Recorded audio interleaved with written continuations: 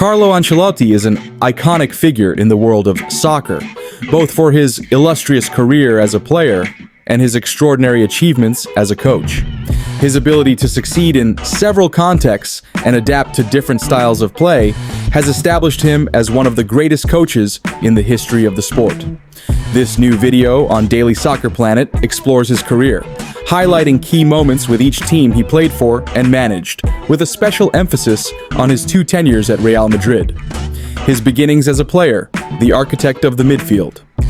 Ancelotti was born on June 10, 1959, in Reggiolo, Italy. His professional career began at Parma in 1976, where he stood out as a versatile midfielder with remarkable vision on the field. However, it was at Roma where he achieved his first major success. During his time with the Giallorossi, 1979-1987, Ancelotti won a Scudetto in the 1982-83 season and 4 Coppa Italia titles, establishing himself as a key figure in the midfield. Arrigo Sacchi, who later became a legend in his own right, was the one who convinced him to take up coaching. Initially hesitant, Ancelotti, an elegant midfielder who had shown at the European champion AC Milan under Sacchi, faced his first coaching experience at age 33 after retiring due to serious knee injuries and physical challenges. Reflecting on his decision, Ancelotti said, "I retired at 33 because my knee started bothering me. I was playing under Fabio Capello and didn't understand his methods. He told me, 'When you're a coach, you'll understand.' And he was right."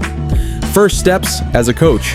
Ancelotti began his coaching journey as an assistant to Sacchi with the Italian national team, which reached the 1994 World Cup final in the United States, losing to Brazil in a penalty shootout. Soon after, Reggiana, a team that had been relegated to Serie B, offered him his first role as a head coach. The team needed a name, and I had the name, Ancelotti recalls in his book, Quiet Leadership.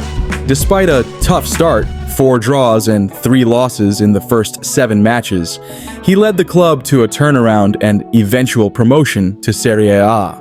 This period taught him his first key lesson as a coach: always remain calm.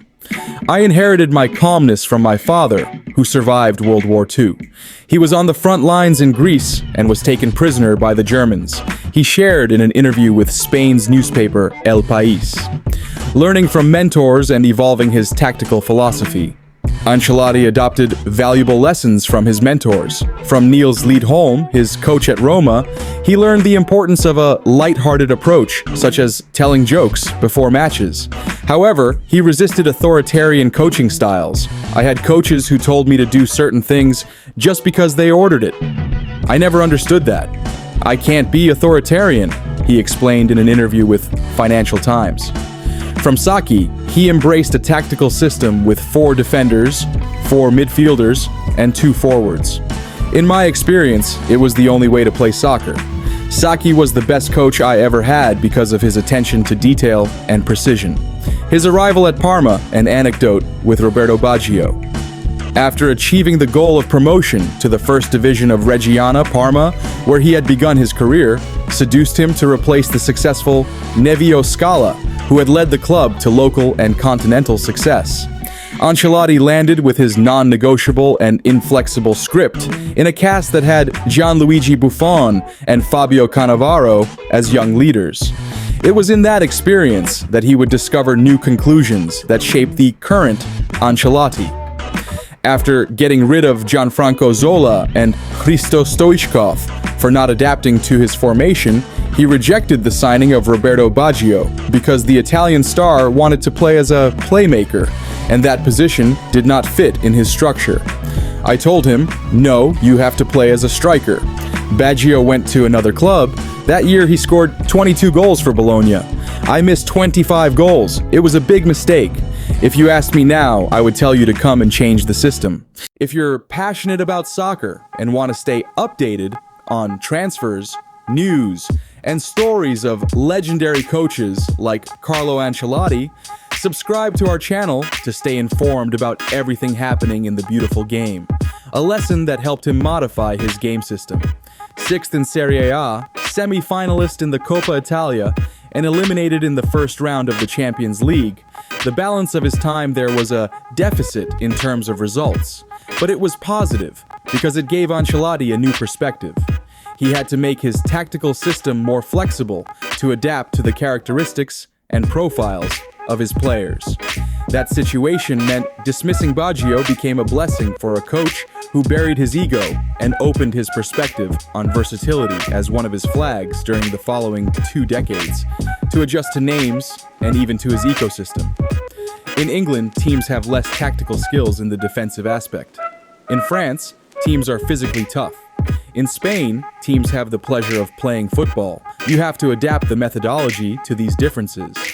His ability to manage the dressing room is one of his greatest strengths. Ancelotti became a great manager, a boss capable of touching the innermost fibers of each player to get the best version of themselves.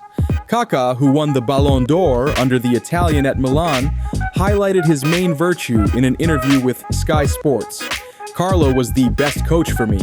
The greatest value he has, in my opinion, is his ability to manage people.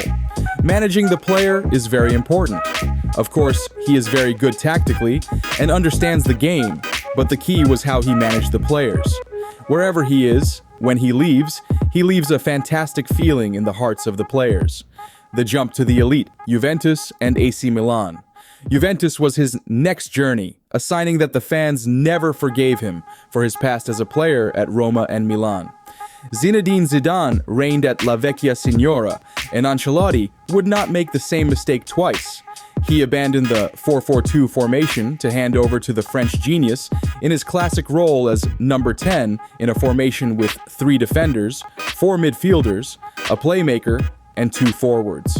After squandering a 5-point lead in the last 3 games and losing Serie A to Lazio, a year later he also lost the championship by 2 points to Roma, and the announcement of his dismissal was made during the match of the last matchday against Atalanta. I didn't have a good time, but there I learned what a club of that level should be like. 5 months later, Silvio Berlusconi opened the doors of the club that had been his home in the middle of the season after the poor results of the Turkish Fatih Terim. Although Ancelotti secured the long-awaited qualification for the Champions League, Berlusconi publicly criticized him for his defensive tactics, and Ancelotti added a new lesson. A good coach must also please the leaders of the clubs he manages. No longer as strict as before, he deepened his versatility to design a system capable of strengthening a squad full of talented players. With the conversion of Andrea Pirlo into a defensive midfielder, he patented the system known as the Christmas tree, 4-3-2-1, with 4 defenders, 2 midfielders, 3 attacking midfielders, and a forward. Carletto was the mentor of one of the club's most successful eras. They won Serie A in 2003-04, won the Champions League twice, and were world champions in the 2007 Club World Cup against Boca Juniors of Argentina. After 8 years in charge, Ancelotti resigned in 2008, following one of the most successful and extensive periods of a club that never returned to being like that powerful Milan of Carletto. Chelsea and PSG international consolidation. After leaving the Rossoneri club, Ancelotti left Italy for the first time to manage Chelsea in England in the first experience of his memorable campaign. With the Blues, he won the Premier League, becoming the first team to score more than 100 goals in a season, and lifted the FA Cup after a victory against Portsmouth, where he gave his players the reins to plan the strategy for the final at Wembley. In December 2011, out of work after his departure from Stamford Bridge, he became the first coach chosen by the Qatari owners to lead the Paris Saint-Germain project. Carletto was up to the task, installing a more vertical game that was crowned by the talented Swedish player Zlatan Ibrahimovic and winning League One in the first achievement of the Pharaonic project. First tenure at Real Madrid, 2013-2015, the coveted La Decima. In May 2013, after an exchange with sport manager Leonardo that caused his discontent, he decided to leave to sign with Real Madrid. The White House was waiting for him to continue with the foundations that Jose Mourinho had laid, but with the urgent need to calm a dressing room in tension. Although he was unable to win at domestic titles, Ancelotti broke the curse of the 10th European title. Real Madrid was crowned Champions League winners after beating Atletico Madrid in a dramatic final that was decided in extra time after Sergio Ramos's agonizing header that tied the game in the 93rd minute, forcing extra time and sealing the result 4-1, thanks to goals from Gareth Bale, Marcelo, and Cristiano Ronaldo, ending a 12-year drought. That season also brought the Copa del Rey, won with a memorable goal from Gareth Bale against Barcelona. In 2014, Ancelotti added the European Super Cup and the Club World Cup. His anecdote with Cristiano Ronaldo about changing his position. It was in the preview to that campaign when Ancelotti, after bringing in James Rodriguez after his great performance in Brazil 2014, suggested Cristiano Ronaldo change positions. One-on-one, CR7 told him that he preferred to play as a winger to have a broader vision of the game, and Ancelotti accepted. Who was I to say no? I didn't want to change his position. How can you change the position of someone who averages 60 goals a season? Although his second season did not reach the same heights by not winning titles, his influence on the club was undeniable. His time at Bayern Munich, Karl-Heinz Rummenigge is CEO of Bayern Munich, seduced him to replace Pep Guardiola for the 2016-17 campaign. Champion of the Bundesliga, they were left out of the Champions League in a controversial quarter-final against Real Madrid. His dismissal in September 2017, after a 3-0 defeat to PSG in the Champions League group stage, saw Ancelotti fired in a decision plagued by rumors, later confirmed, from at least 5 historic players who were unhappy with his methods. For the first time, the great manager had lost the dressing room. All coaches win titles and triumphs, or suffer failures and defeats, but few, very few in fact, can boast of being better leaders than Ancelotti. My approach is based on the idea that a leader should have no need to make speeches, rant, or command with an iron fist, but that their power should be understood. It should be crystal clear who is the boss, and their authority should derive from respect and trust, and not from fear. I believe that I have earned the respect shown to me, partly because of my effective professional career, but perhaps more importantly, the fact that I respect those who work with me. These people trust me to do what is right and necessary, just as I trust them to fulfill their role in the organization, he explains in his unmissable book titled Quiet Leadership. Brief stints at Napoli and Everton. Italian football appeared on his horizon again, although he was unable to make a qualitative leap forward for a Napoli that was unable to break Juventus's hegemony and finish second, 11 points behind. After a clash with President Aurelio De Laurentiis, his next step was, at an Everton, Ancelotti demonstrated even more tactical resources by implementing a 3-man line that gave him good results, especially during the start of a 2020-21 campaign in which he was the leader of the Premier League. Although he finished in 10th position, the 2-0 victory against Liverpool at Anfield Road, the first at that stadium since 1999, augured a promising future for a club that fell apart at the appearance of Real Madrid. If anyone else had come, I would have stayed at Everton. I had a great time there. Second tenure at Real Madrid, 2021 present. Historic achievements. The 2020-21 season was a year of drought for Real Madrid under Zinedine Zidane. Ancelotti's assistant in his first stage, Zizou inherited the first team after the departure of Rafa Benitez in a surprising move that concluded in one of the most successful stages in the history of the White House, with the winning of 3 consecutive Champions Leagues.